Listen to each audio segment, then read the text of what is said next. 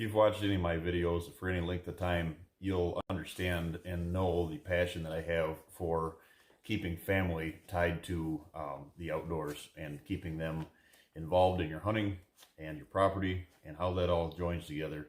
So today we're going to talk about we're going to first talk about kids. We're going to talk about why it's so important, why I feel that it's so important to keep these kids involved. And I think what it is, I think a lot of it is a preparation on our side as males, as the fathers of the family, wanting to get everything right. I know when I take these kids into the woods, whether it's on the youth hunt or during the regular season, I always want that stuff to be right. You know, you go the extra mile and you make sure the blind's right, you make sure they're comfortable, and like here in Michigan, you know, during the youth hunt, they're able to use, archery or guns during the youth hunt, and you just want it to be right. You know, you want them to have that great experience. No matter the size of the critter, and you get to that step like I've always talked about is, you kind of educate them as they go, and you set that platform, and they start performing some management strategies of their own and why they have their own opinions. And that, to me, has so much value in it. But I think what is often forgotten and overlooked is the preparation.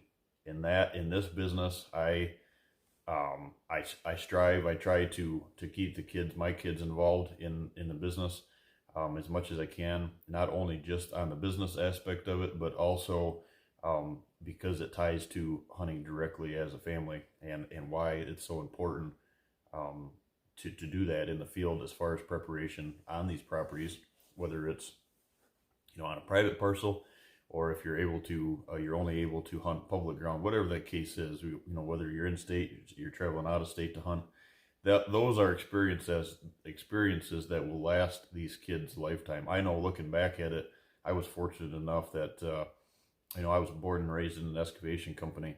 We did all state highway, county road work, and a lot of work for the Forest Service, based out of Michigan here where I grew up.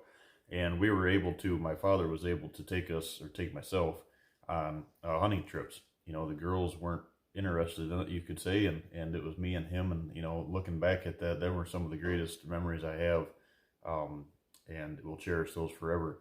Now, going into taking that into my kids is me growing up, we only had 10 acres to hunt as far as whitetails, and then we hunted our family farm here. That's a large tract, but it was it's kind of a deer camp setting, if you will. But where we grew up, where we lived, was 10 acres, so there wasn't a lot of habitat improvements that went on, and back then it just wasn't a thing. We all sat on fields with rifles, and we sat over bait piles with a bow, and we loved every minute of it.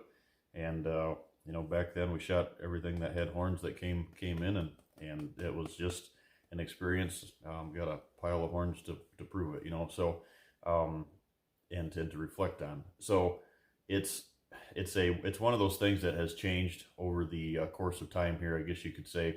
But to me, there's a couple things that tie into that, and why that makes this point so strong is I think the world of technology and just the way that, like I said, us as fathers are built, we always want to make that perfect. We were on Onyx Hunt, we're designing these parcels. You're reaching out to somebody like me to make sure these properties are right. So when they're successful, you're successful.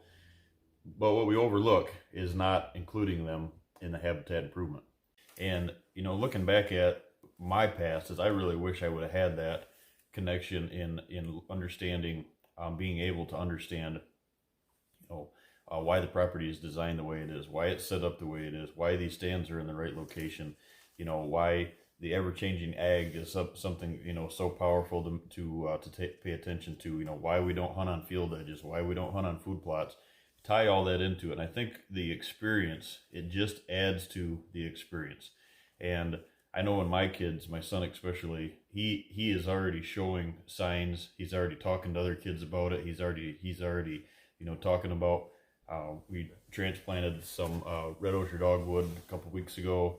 We're purchasing a property here when we sell our place, and what property is better than why, how it hunts. And I think it's so powerful to be able to connect them to that, and to show them the path, that it's not just about going to the stand and pulling the trigger. Because if you go to the stand, even in like a early season, in an early season youth hunt, let's say, and they don't pull the trigger, you don't want them to be discouraged. You don't want them to be, all the amp of, them seeing you going out and working and getting all these things created, and, putting all your heart and soul into a property. And then when they aren't successful, and they don't get to pull the trigger, or they don't get to send an arrow down range, you're discouraged. And what does that do? It all automatically puts them in a situation where they feel discouraged as well. So I encourage you to take a step back, maybe, if you want to, or take a step forward, whichever way you want to look at that, and get the kids involved, no matter what age they are. There's always things you can do.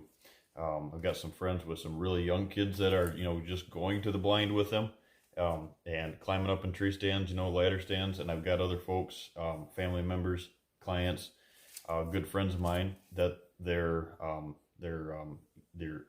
kids are the same age as my kids. Let's say 14 and 18 years old, where they really should already have that connection. They should already understand, because it's only going to benefit their future in the deer woods, as far as understanding why that is, and not just expecting those stands to be prepped. And I see a lot of,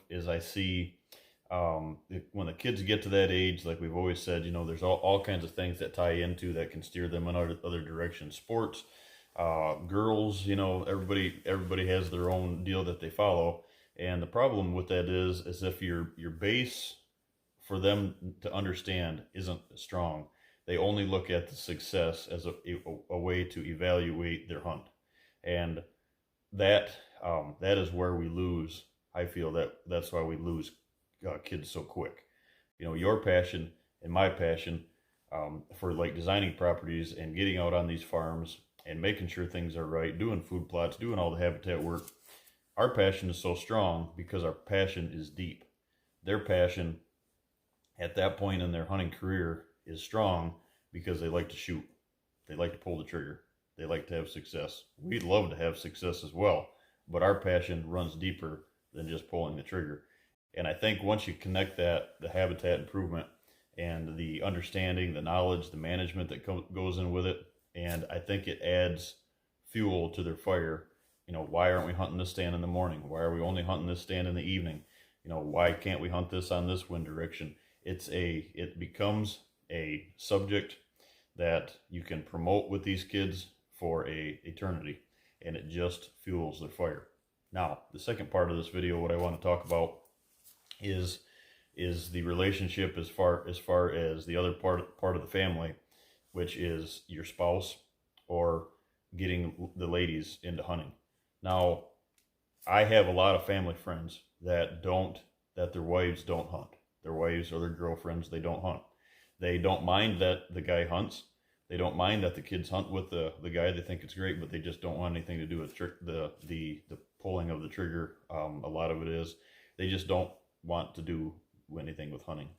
So I encourage you to really stop and understand their point of view. Like, if they're not into it, if they don't want to be in the deer stand with you, or they physically don't want to do that themselves, it doesn't mean that they don't have a passion for your passion, and they don't want the best for the kids. But there's a connection there to be had.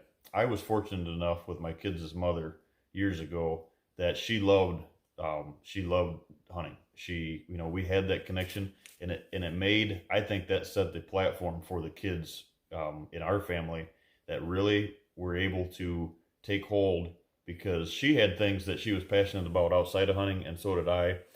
But that was our glue, if you will. That was something that, as a family, in that husband and wife situation, that we looked forward to. And other relationships that I've had as well, they have had passions outside of hunting, but it seemed like that was a passion that connected us together. I've been fortunate enough that my relationships, it's been where both of us love to hunt, and my spouse has loved to hunt as well. So I think that is a huge missing link that we should all look at, is understanding if they do not want to be in that hunting world, as far as hunting themselves, what their passions are. And the point that I'm going down here, guys, is I feel, I hear this all the time. We need to run to deer camp to get away from the wives, beer camp to run away from the wives, whatever the case is. And a lot of times the kids, if it's outside of youth season, or if it's a weekend where you could have taken them, or maybe it's a wait another half day when they're outside of their sports, we get into a world where I see a lot of, and I try to keep myself out of this, is I see a lot of things happening, such as we don't have time to wait. You got to hunt. If you don't hunt only, that's what you need to do, and you're going to regret it if you don't. All these comments that come into it, and to me it kind of ties into the force feeding of like high school sports these days. I think we won't go down that road of a lot of why that has turned the way it's turned, but it's you used to be like a 3-sport athlete. You look at it that way. When I was in school, a lot of us were 3-sport athletes. Now, a lot of kids are 1-sport athletes, and why is that? It's the mentality that's driven into them, is you play our sport or you don't play any other sport, and that's something that I don't like to see as a family in the hunting industry, and I'll tell you why. Is because I think, especially the spouses, the husband and wife situation in the teams, I feel that if you have a spouse that has another passion, and I'll use myself as an example. My past spouse had a passion in the horse industry. She loved it. She was great at it. She was a horse trainer. She just had a super passion for it.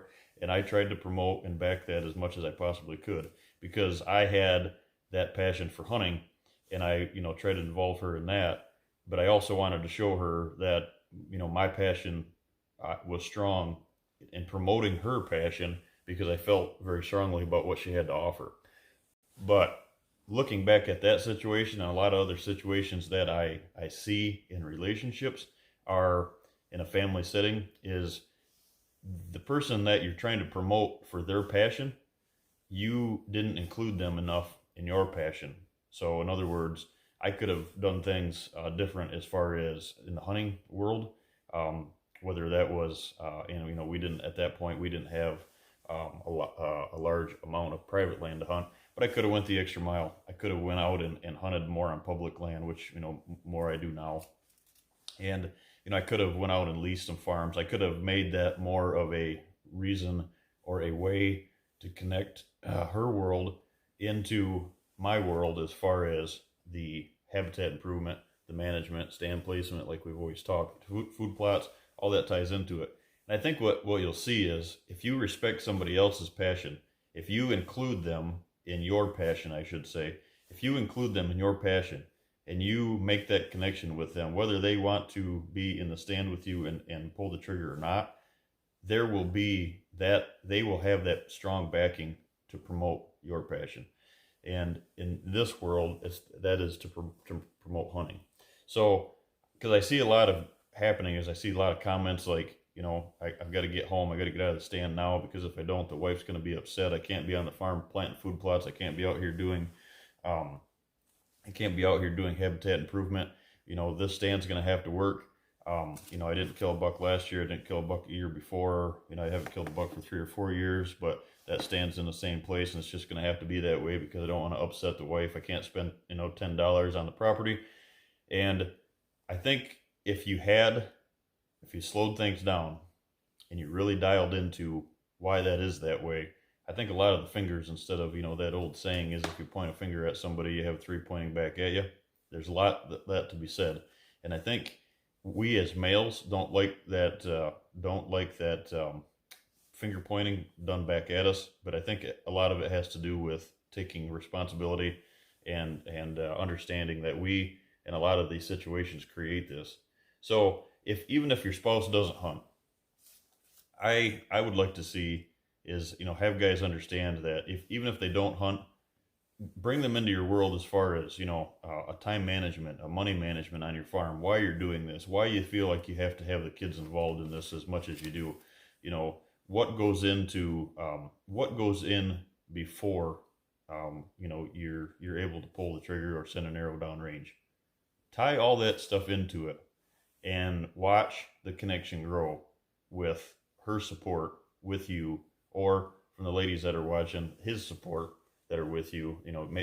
In this, in my world, it's hard to see this, but there's a lot of folks out there. There's a lot of ladies out there that are the hunters of the family, and this ties into something that we got coming down the road here. But this ties into there's a lot of ladies out there that are even watching this right now, or that are in that situation where they are the hunters of the family. Their father taught them to hunt.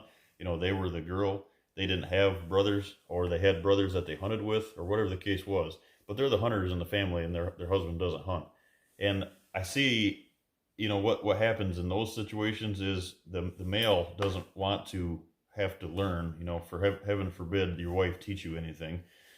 So the male, the father in the family, the husband of the family, goes elsewhere. He spends his time at the casino, or he spends his time working, or there's not that connection. And when there's money spent on the farm, and I think that's a disconnect between understanding and the knowledge. And I see some of these properties that are, the wives that are the ones that hunt with the kids, and these farms, like we've always talked, these farms are handcuffed. These farms are kind of stagnant because the father's always working elsewhere outside of hunting, and he doesn't have the passion for hunting. The wife does, and all of a sudden what you see is now the wife doesn't have the passion for hunting, and the kids don't, and all of a sudden now not only the husband, the wife, and the kids don't have it, and now we have lost a family that doesn't hunt, that had deep roots of hunting before. So you can see both sides of the spectrum here, as far as if you're the male watching this, or if you're the female watching this, how we can all kind of take our place and stay in your lanes, if you will, but understand what happens, or what we need to make happen to get to that final destination of being successful in a tree stand. Like I said, I not just because of the business that I'm in, as far as property design, habitat improvements, and creating whitetail parcels, but this is something that I've seen for years and years and years. That I've got good friends that their wives don't hunt, like I said, and it's a struggle. They don't feel like they can make their farm. Some of them have the greatest farms in the area or the country, and they never get to that point of having that farm just excel. And up until just not too long ago, I always struggled with why is that. And now I know the picture's very clear to me, is because it's not a team effort. It's not an understanding. The kids don't understand it. The kids just want success. You want success for the kids. When they aren't successful, that puts you in a bad mood, and then that trickles back into the kids, and then your wives aren't happy because your kids aren't happy. But if they understood all the power that went to it, if they understood that if they're not successful in a youth hunt, all the education that they learned on the deer movement and what we need to do, where they need to be for the bow opener, 1st of October, or going into the last week of October, wherever that case is. But your wife has a passion for it then. Your wife's promoting the kids. You're promoting the kids. The kids are returning promoting you, instead of it being, Dad, don't shoot the buck off the farm because I want to shoot him. That is a huge thing on small parcels, where you have to, all of us, a lot of the folks that are listening to this can relate to this. I have a 40. I have 3 kids. My wife and I hunt. How do we make this work? And I think what it is that once it becomes a respect issue, it doesn't matter who in the family harvests the deer. And that's hard for the kids. That's hard to get the kids to that level. But once they see that, my son is at that position right now where I strongly feel that, and we joke about this back and forth because of a situation that happened, a couple of years ago, but you get to a point where you feel like the kids are in your corner. Your kids are promoting you. The kids are wanting you to hunt. Your kids understand how much it means to you, and your wives are right there behind you. Your wives are with you, and it's a full circle effect. when there's a disconnect there and there's not an understanding of why you need to spend so much time on the farm, why you want to spend so much time on the farm. It's not just a me goal in hunting, especially on these small parcels of these family farms. It's not just a me. It's not just because dad wants to go out and kill something. It's because you have so much passion, but you're locking a window and you're not sharing it with your spouse, or you're not sharing it with your kids to the full extent that you could be. So that's your Whitetail Coach video for the week, guys. I'd like that to maybe, resonate and reach out and touch somebody right in the heart, because I know it does with me. And like I said, looking back in my past, there's things that I could have done to really promote and really make that connection even stronger than the connection that I've been blessed with enough to have. But even going forward with a 14-year-old son now and an 18-year-old daughter, there's that connection that needs to be welded, that needs to be strengthened. And and like I said, even if you're not a landowner, there's so much things that you can do on public ground. There's so many things that you can find. And maybe more so, the adventure factor is even more so in there. It's a camping adventure at that point, mission at that point.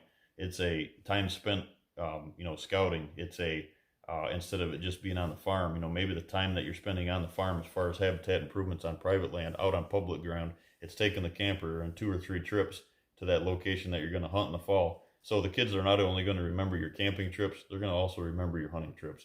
And your wife is now included in that. And I think once you make that connection, you'll understand, you'll connect with this video a little bit stronger. And maybe watch this video in 2 or 3 months down the road and see where your progression has came from now, to see where did it work? Am I doing what I need to do? And how am I relating my passion of in the whitetail woods to my kids? And does my wife and does my spouse really understand where this comes from, where this passion comes from, and where I want it to go? And to the ladies that are watching, really stop and understand that with your husband that maybe doesn't hunt, and really get that message through, because the last thing that I want to see is a family that is driven to hunt by the wife, by the female, by the daughters in the family, and it capped because of a husband doesn't hunt. I think that's the worst thing that could possibly happen. So let this one sink in a little bit, and reach out if you got any questions. I'm all about promoting this aspect of the industry and of the family here. And if you like I said, if you have any questions, guys, reach out, and hopefully we can all build this bond, this passion that we have in the whitetail woods. Thanks, guys.